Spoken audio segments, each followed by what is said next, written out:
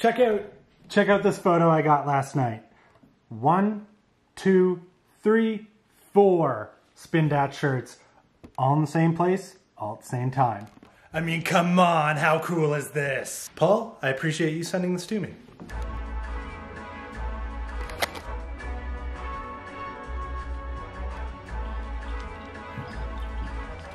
So I know like a lot of you are fairly curious about like, what was your job while you were on the movie set? Well, it was basically this, like move stuff out of the way, put it back. I'll try and make the frame look good. It's like the whole job description really. Basically this, what I do every day when I shoot in this shed. Which is like partially why it was such a good fit. So in an attempt to establish some sort of routine and return to some sort of scheduled normalcy, it is Tuesday, and that makes today Tinker Tuesday.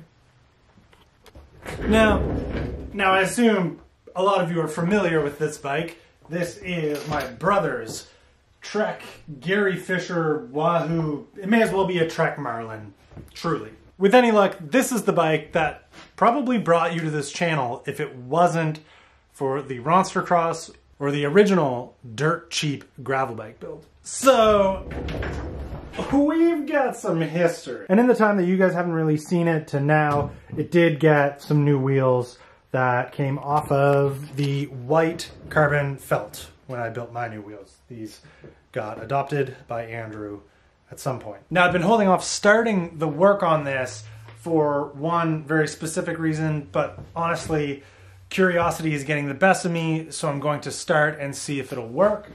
I don't think it will. I don't have a whole lot of faith. What I did was order a Sunrace 11 through to 46 cassette, wildly not expecting it to work with the medium cage GX 10-speed rear derailleur, not without a road link or like a derailleur hanger extender. The extender is the thing that has been holding up this project. I don't know why it's taking so long to show up, but it's been like a month and it's still not here. So let's get a good thumbnail shot. Good, right?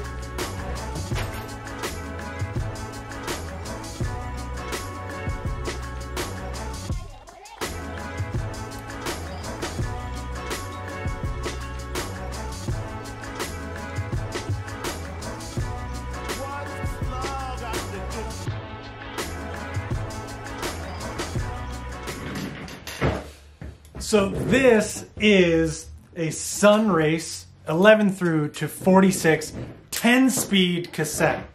Looks like the last 3 cogs are on that looks like an aluminum machined spider. The rest of the steel cogs are kind of individual on their own with a spacer in between each jump. Now in my experience, I've been able to get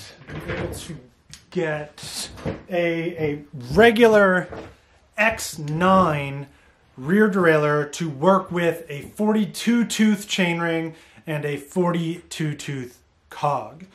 So I'm thinking, and this is just mostly like hopeful wished dreams, just kind of running on hopes and dreams, that the 30 tooth chainring there might play nicely with the 46 tooth on this.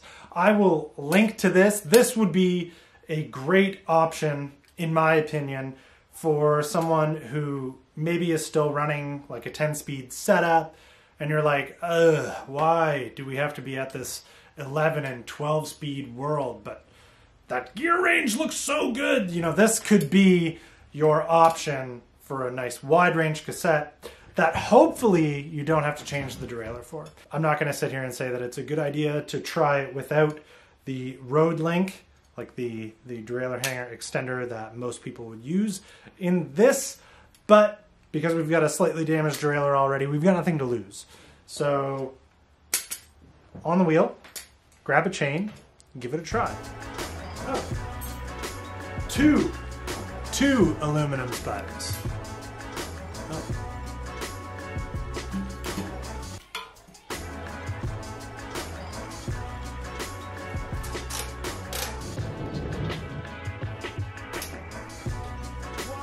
later.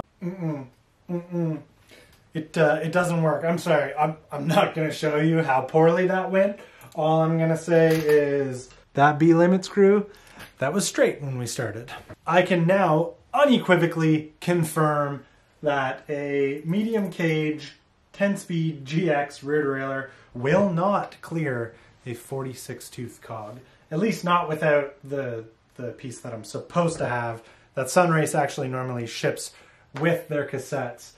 Because this was purchased on Amazon, that derailleur extender was not included in the packaging. Regardless, there's one on the way, so I'm not going to call this a failure yet. I just know that I'm not going to mess with this anymore, otherwise we're going to get a new derailleur hanger again. Okay, we can finish the last two things that need to be done to this bike. Number one being turning around the front tire because it's on backwards. I thought about trying to make this tubeless. I know that Andrew's not going to want to have to deal with like tubeless problems or like throwing more sealant in it later or like dealing with any problems that you might have with a tubeless setup. So I'm not going to put him through that. I'll just leave the tube in it.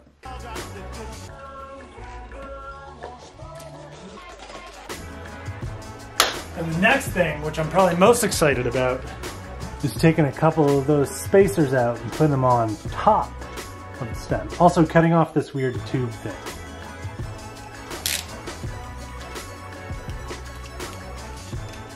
And only put it down one spacer.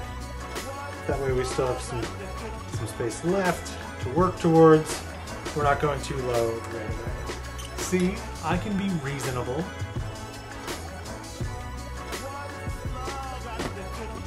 So in the end, I think we just kind of like confirmed something we already knew to be true, that definitely medium cage, 10-speed SRAM rear derailleurs do not in any way, shape, or form, without the road link extension, anything to do with a 46 tooth cog. Totally fair.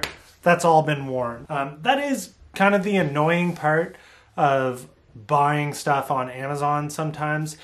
Typically, you don't get like the original manufacturing packaging that it usually comes with. Typically, Sunrace does ship with the derailleur hanger extender so that you can actually make your 10-speed derailleur work with this very wide range cassette. Obviously, in this case, I had to order it separately. It's taken quite a long time to get here, but we were able to fix up some of the little things that were sort of just lingering that still had the bike rideable, but are in much better shape now. In that regard, we've got the slightly lower stem front tire mounted in the correct direction, along with a little bit of work done to the front hub. It was kind of loose, so we've got a real good base again for when the derailleur hanger extender shows up. We can fix the B-limit screw that is in the GX derailleur. It should work fine otherwise, and we can make this derailleur work with that 46 tooth cassette. So I can hear the tippy-tappy of the keyboards clicking away with the question, if you knew it wasn't gonna work, why bother trying anyway? And it truly comes down to me being just a little bit weary of all forum, like user-generated information, along with weary and skeptical of everything manufacturers say is or is not compatible. So I always like to personally check these things myself instead of just believing everything that other people have said anecdotally and everything that manufacturers say.